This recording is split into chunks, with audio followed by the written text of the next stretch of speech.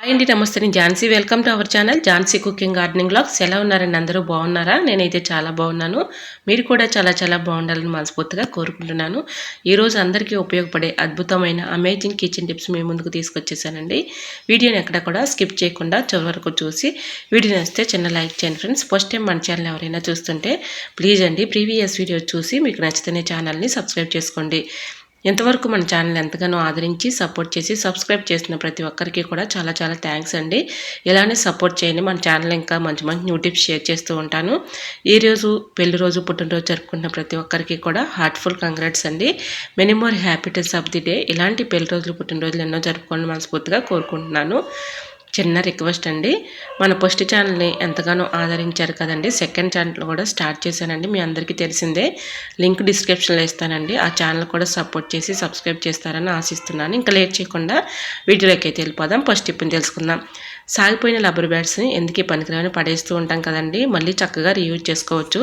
Stove on చేసుకుని ఒక గిన్నె పెట్టుకుని దానిలో కొన్ని వాటర్ పోసుకొని బాగా మరిగిన వాటర్లో సాగిపోయిన రబ్బర్ బ్యాండ్స్ వేసామనుకోండి, చక్కగా మనకి మళ్ళీ రీయూజ్ చేసుకోవచ్చు. ఇంకా సెకండ్ టిప్ని తెలుసుకుందాం. ఎండలు స్టార్ట్ అయ్యాయి కదండి, ఇలా ట్రై చేయండి. ఈ చిన్న ట్రిక్తో కరెంటు బిల్లు కూడా మనం సేవ్ చేసుకోవచ్చు. ఏదైనా ఒక బాక్స్ లాంటిది తీసుకుని దానిలో స్పాంజ్ పెట్టేసి ఇలా డీప్ ఫ్రిడ్జ్లో పెట్టుకున్నాం అనుకోండి, ఐస్ గడ్డ కట్టేస్తుంది. ఇలా బాక్స్లో ఉన్నటువంటి స్పాంజ్ని గడ్డ కట్టేసిన తర్వాత ఈ విధంగా ఎండవేళల్లో మనం మధ్యాహ్నం రూమ్లో ఇలా పెట్టేసుకున్నాం అనుకోండి, ఏసీలు కూలర్లతో పని లేకుండా ఇలా ఫ్యాన్ కొంచెం స్లోగా పెట్టేసి ఇలా ఆ బాక్స్ని రూమ్లో పెట్టేసాం అనుకోండి, చక్కగా చల్లబడుతుంది, కూలింగ్గా అనిపిస్తుంది. ఏసీలు కూలర్లతో పని లేకుండా ఈ చిన్న ట్రిక్ని ట్రై చేయండి, చాలా బాగా వర్క్ అవుతుంది. ఇంకా నెక్స్ట్ టిప్ని తెలుసుకుందాం. మనం దోశ పిండి, ఇడ్లీ పిండి పట్టుకుంటూ ఉంటాం కదండి, మనం బయట పెట్టినా ఫ్రిడ్జ్లో పెట్టినా ఒక్కోసారి పిండి పొంగక చాలా ఇబ్బంది పడుతూ ఉంటాం. పిండి పొంగితేనే మంచి టేస్ట్ అనిపిస్తుంది కదండి, పిండి పొంగదు అంటారు కదండి. అలాంటి వాళ్ళకి ఈ టిప్ చాలా బాగా యూజ్ అవుతుంది. బయట ఇలాగా దోశ పిండి కానీ ఇడ్లీ పిండి కానీ పెట్టేసి దానిలో 2-3 పచ్చిమిర్చి వేస్తే చక్కగా పొంగుతుంది. ట్రై చేయండి. మరొక యూస్ఫుల్ టిప్ని తెలుసుకుందాం. బాటిల్ని ఈ విధంగా కట్ చేసేసి ఇలాగ మునక్కాడలు ఉంటాయి కదండి, మునక్కాడలని ఈ విధంగా స్టోర్ చేసుకుని ఫ్రిడ్జ్లో పెట్టుకున్నాం అనుకోండి, తక్కువ ప్లేస్లో చక్కగా మనం ఇలా ఆర్గనైజర్ చేసుకోవచ్చండి. మునక్కాయలు కూడా పాడవకుండా ఎన్ని రోజులు ఉన్నా అలానే ఉంటాయి. సో తప్పకుండా ట్రై చేయండి, చాలా బాగా వర్క్ అవుతుంది. ఇలా బాటిల్లో మనం పెట్టుకోవటం వల్ల చక్కగా మనకి తక్కువ ప్లేస్లోనే మునక్కాడలు కూడా పాడవకుండా ఉంటాయి. ఇలా ఆర్గనైజర్ చేసుకోవడానికి ఫ్రిడ్జ్లో తక్కువ ప్లేస్లో ఇలా పెట్టుకోవడానికి చాలా యూజ్ అవుతుంది. ట్రై చేయండి.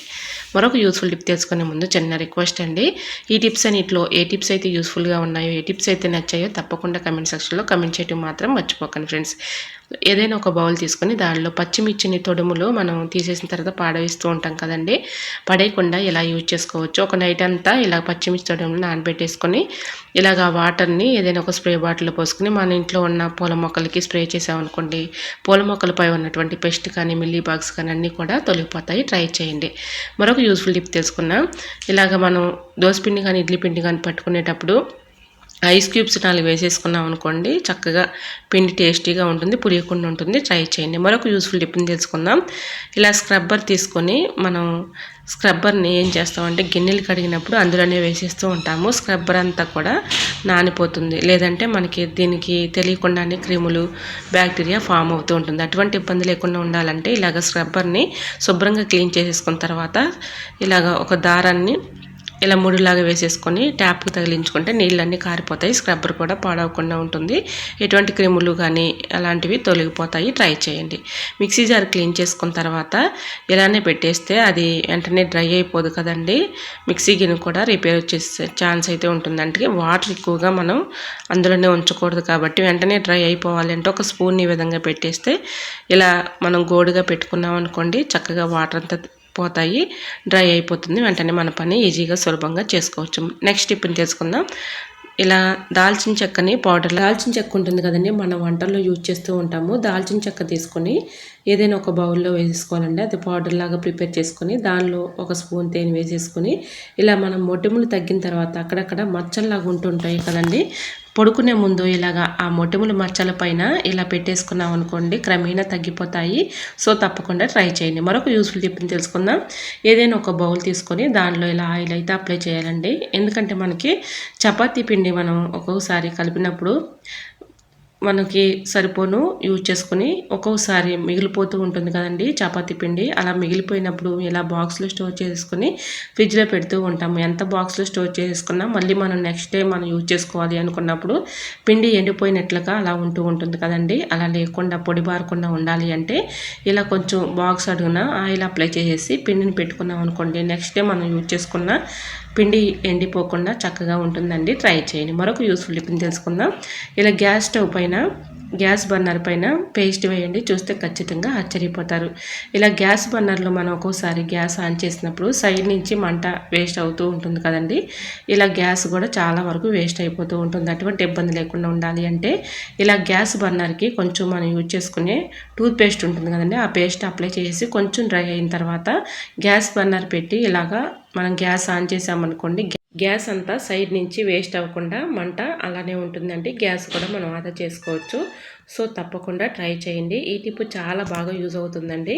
ఇలా స్టవ్ ఆన్ చేయగానే మనం ఇలాగా మంట అంతా సైడ్ నుంచి వేస్ట్ అయిపోతూ ఉంటుంది. అట్లాంటి ప్రాబ్లమ్స్ చాలా వరకు నేను ఫేస్ చేశానండి. ఈ టిప్ మీకు కూడా యూజ్ అవుతుందని షేర్ చేస్తున్నాను.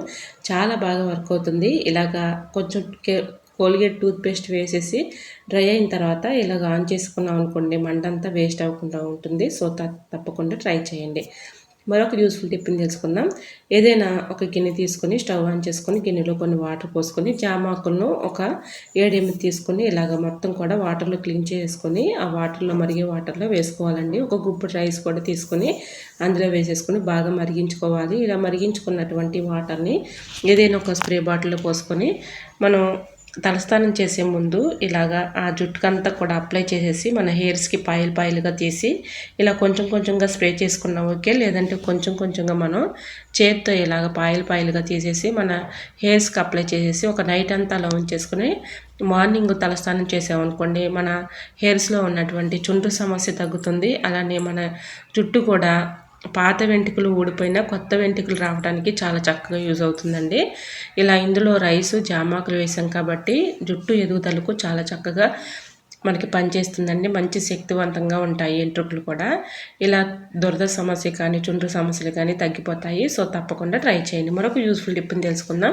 గోధుమ పిండి పాడవకుండా పురుగు పట్టకుండా ఎక్కువ రోజులు స్టోర్ ఉండాలంటే ఇలా డబ్బాలో స్టోర్ చేసుకున్న తర్వాత ఒక బిర్యానీ ఆకు 2 ఎల్లిపాయలని ఈ విధంగా వేసేసుకున్నాం అనుకోండి, వీటి ఘాటుకి స్మెల్కి పురుగు రాకుండా పాడైపోకుండా గోధుమ పిండి ఎక్కువ రోజులు స్టోర్ ఉంటుంది. ట్రై చేయండి. మరొక యూస్ఫుల్ టిప్ని తెలుసుకుందాం. మనం కిచెన్ సింక్ దగ్గర ఇలా గిన్నెలు కడుగుతూ ఉంటాం కదండి. ఇలాగ గిన్నెల స్టాండ్లో గిన్నెలు వేసుకున్నప్పుడు కింద అలానే పెట్టేస్తూ ఉంటాము. ఆ వాటర్ అంతా కారిపోయి అదంతా ఖరాబ్ అయిపోతుంది, మళ్ళీ క్లీన్ చేసుకోవాల్సి వస్తుంది. అటువంటి ఇబ్బంది లేకుండా ఉండాలంటే ఒక మ్యాట్ని ఈ విధంగా ఆ స్టాండ్ కింద పెట్టేసాం అనుకోండి, వాటర్ కారిన ఖరాబ్ అవ్వకుండా ఉంటుంది. సో తప్పకుండా ట్రై చేయండి. మనం ఫేస్కి ఇలా బొట్టు పెట్టుకున్నప్పుడు మనకి టైంకి ఇలా ఏలుతో పెట్టుకుంటూ ఉంటాము. ఫింగర్తో టచ్ అయినప్పుడు పెద్ద బొట్టులాగా అయిపోతూ ఉంటుంది. అటువంటి ఇబ్బంది లేకుండా ఉండాలంటే ఒక అగ్గిపుల్లని ఈ విధంగా కుంకుమకి అప్లై చేసి ఇలా ఫేస్కి అప్లై చేసుకున్నాం అనుకోండి, మనకి పెద్ద బొట్టులాగా అవ్వకుండా మనకి చక్కగా యూజ్ అవుతుందండి. అగ్గిపుల్లతో అయినా ఈ విధంగా కుంకుమ పెట్టుకోవడానికి చాలా బాగా యూజ్ అవుతుంది. ట్రై చేయండి. మరొక యూజ్ఫుల్ టిప్ని తెలుసుకుందాం.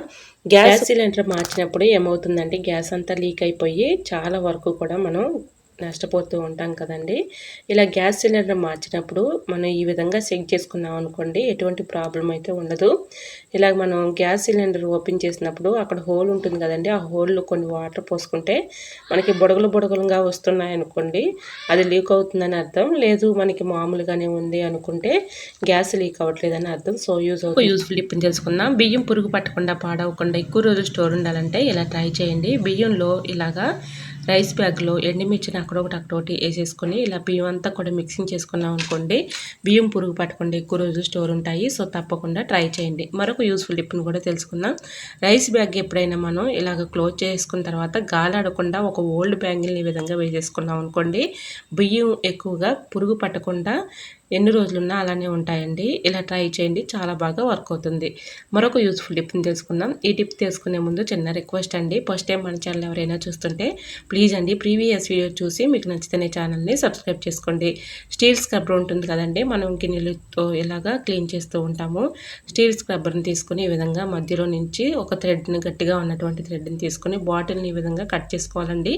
ఇలా కట్ చేసుకున్నటువంటి ఇలా స్టీల్ స్క్రబ్బర్ని ఈ విధంగా హోల్లో నుంచి బయటకు తీసేసి ఇలా క్యాప్ని పెట్టుకున్నాం అనుకోండి, మనం గిన్నెలు కడిగేటప్పుడు ఎక్కువ ఇబ్బంది లేకుండా ఇలా చేతితో ఇబ్బంది లేకుండా చాలా ఈజీగా సింపుల్గా ఇలాగా ఈ బాటిల్ స్క్రబ్బర్తో చాలా ఈజీగా సింపుల్గా ఇలా క్లీన్ చేసుకోవచ్చు. మనం ఒక్కోసారి కిచెన్ సింక్లో గిన్నెలు కడిగేసిన తర్వాత హార్పిక్ వేసి కడుగుతూ ఉంటాం కదండి. ఇలా కెమికల్తో డైరెక్ట్గా మనం ఇలా హార్పిక్ వేసినప్పుడు మనం చేత్తో క్లీన్ చేసుకోలేం కదండి. ఈ విధంగా ఇది చక్కగా యూజ్ అవుతుందండి. ఇలా గిన్నెలైనా కడుక్కోవచ్చు. మనం ఇలాగా గిన్నెలు కడిగిన తర్వాత కిచెన్ సింక్ కూడా ఈ విధంగా హార్పిక్ వేసి క్లీన్ చేసుకోవడానికి చాలా చక్కగా యూజ్ అవుతుంది. ట్రై చేయండి. రూపాయి ఖర్చు లేకుండా మనం ఇంట్లోనే ఈజీగా ఇలా ప్రిపేర్ చేసుకొని ఇంట్లో మనం ఇలాగ గిన్నెలు కడుక్కోవడానికి కిచెన్ సింక్లో ఇలా కిచెన్ సింక్ కూడా క్లీన్ చేసుకోవడానికి చాలా యూజ్ అవుతుందండి. సో యూజ్ అవుతుంది అనుకుంటే ట్రై చేయండి. మరొక యూస్ఫుల్ టిప్ని తెలుసుకుందాం. ఇలాగా కరివేపాకు మనం మార్కెట్ నుంచి తెచ్చినప్పుడు అలానే ఫ్రిడ్జ్లో స్టోర్ చేసుకుంటూ ఉంటాం కదండి.